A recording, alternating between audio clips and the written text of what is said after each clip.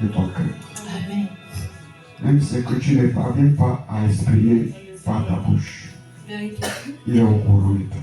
Amen. Alors, cet après-midi, il va continuer à faire son œuvre.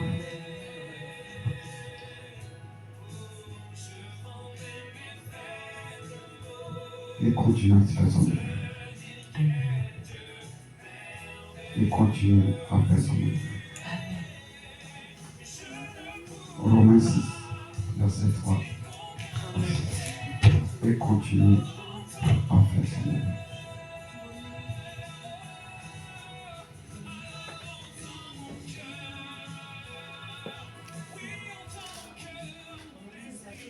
Romains 6, 3 à 7. Je lis la parole de Dieu dans le nom de Jésus. Romains 6, verset 3 à 7, il est écrit. Ignorez-vous que nous tous qui avons été baptisés en Jésus-Christ, c'est en sa mort que nous avons été baptisés. C'est en sa mort que nous avons été baptisés.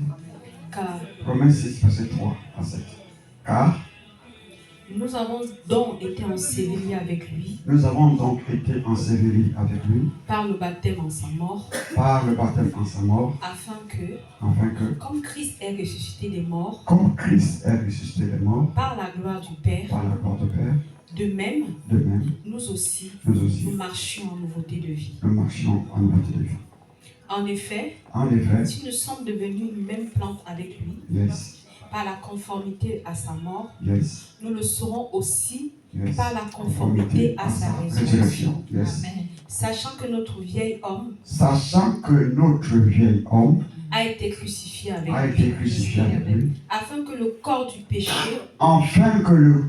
du péché soit réduit à l'impuissance, que nous ne soyons plus esclaves du péché, pour que tu ne sois plus esclave du péché. Car celui qui est mort est libre du péché. Amen. Amen. Acclamons la parole du Seigneur.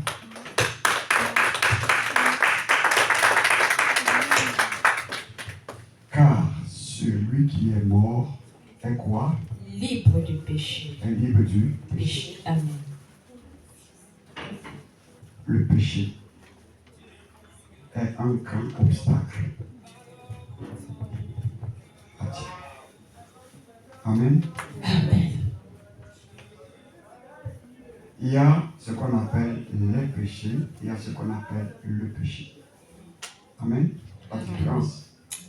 Le péché, c'est l'arbre, le tronc d'arbre. Amen. Amen. À partir du moment où tu as accepté Jésus comme ton sauveur, ton Seigneur. Amen. Tu as été libéré du péché. Amen.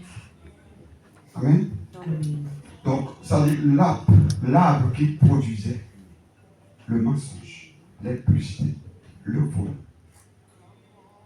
ainsi de suite, toutes sortes de péchés, étaient liés au arbre.